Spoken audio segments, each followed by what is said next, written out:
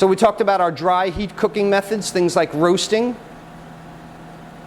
We talked about saute. We talked about broiling, grilling. Today, we're going to talk about pan frying.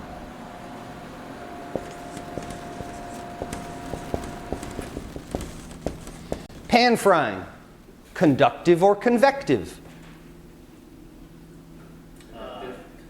It's in a pan, right? So there's heat from below. But there's a lot of oil in the pan. So as opposed to saute, which is direct conductive because there is as little oil in there as you possibly can use, and it's used mechanically. It's really meant to transfer the heat. That's a direct conductive fashion. Well, rather than saute with a real small amount of oil, when we start to fill the pan up halfway with oil, now the oil becomes the medium for the heat. So this is a convective cooking process. So the difference between pan frying and saute, which we just touched on, the amount of fat. Very simply, the amount of fat that you put in the pan, or the amount of oil. So our pan frying procedure, step 1, coat in crumb. Most often, the items that are pan fried are breaded. It's a 3-step breading procedure. The item gets dredged in flour, the flour sticks to the item, into egg, the egg sticks to the flour, into crumb, the crumb sticks to the egg. Always 3-step procedure. Second, oil in the pan, oil hot. This is a very important step in pan frying because if your oil is too hot, your crumb will burn before the item cooks in the middle. If your oil is too cool, the crumb absorbs all the oil as it slowly comes up to temperature, and you wind up with a very greasy, oily product. First way to tell whether the oil's fat, thermometer. Second way, take a little bit of the crumb, drop it in the oil. You'll see it start to bubble and chase around. You'll see that convection process. When you see the thing moving and bubbling around, you can assume that the oil's fat enough. The oil's fat enough. The oil is hot enough. Step 1, coat in crumb. Step 2, oil hot. Step 3, the product. Don't overcrowd.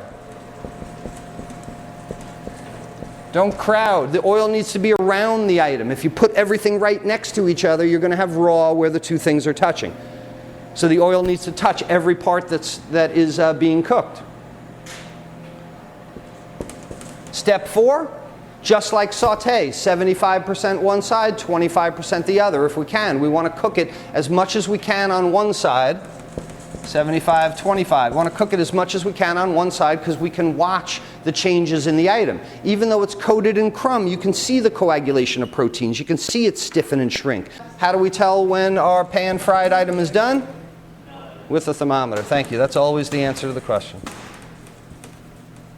Let's say that you put your pan-fried item in the hot oil. You see the coagulation of proteins. It stiffens a little bit. The crumb is getting brown. It's getting browner and browner. You turn it over. It's getting brown again. And now it's starting to get a little too brown for you, right? It's starting to get black. You put your thermometer in there. It's only 130 degrees. What do? Take it out, put it in a convective cooking process, a dry convective cooking process. That oil is overcooking the crumb. So, let's say you have a pork chop that's this thick. You got one of these Flintstones type pork chops you'd get at Ruth Chris. The fact that you put it in a pan with the oil up to here may not reach the center of that pork chop in time. So when we put the thermometer in it and you're like, wow, the crumb looks really good, it looks really crunchy and nice, but it's not up to temperature yet, it's time to change the cooking method. Put it in the oven, cook it in a convective process. So anytime, like we saw with grilling on Friday, you're applying that heat, you're applying that heat, you're applying that heat. Okay, but now it's all brown, but it's not fully cooked. It's time to change from a direct process to an indirect process. Or in this case, from an indirect process to from a dry indirect process to another dry indirect process. One with oil, one without. All right, questions about pan frying? Pretty straightforward. Today, we are going to make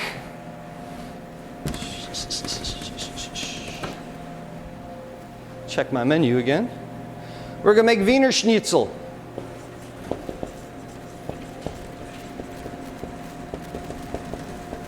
Wiener Schnitzel. Anybody know what that is?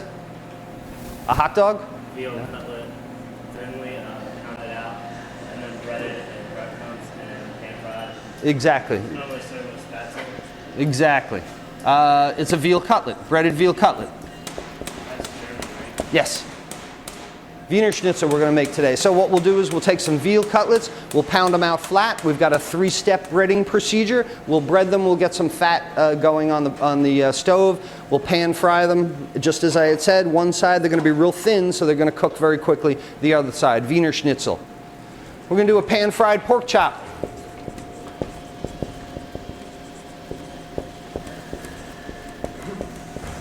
Pan fried pork chop, again, breading procedure. Flour, seasoned flour, egg crumb in a pan, in the oil, 75% one side, 25% the other side. We will try some twice baked potatoes if we have any, since we've already done roasting. So we'll try and bake potatoes, scoop out the flesh on the inside, mash it with some things, put it back in, and roast them in the oven. We'll do some white and wild rice again. Always a good lesson to do rice, to cook rice. And I had planned on some sauteed mushrooms, but we'll see if we have any mushrooms in there. Our menu today. I don't think we have service next door today, but we will set up a nice buffet for ourselves like we did on Friday. That was a darn good meal on Friday, I'll tell you what. We did grilled flank steak and grilled shrimp and a whole bunch of really, really nice things. All right.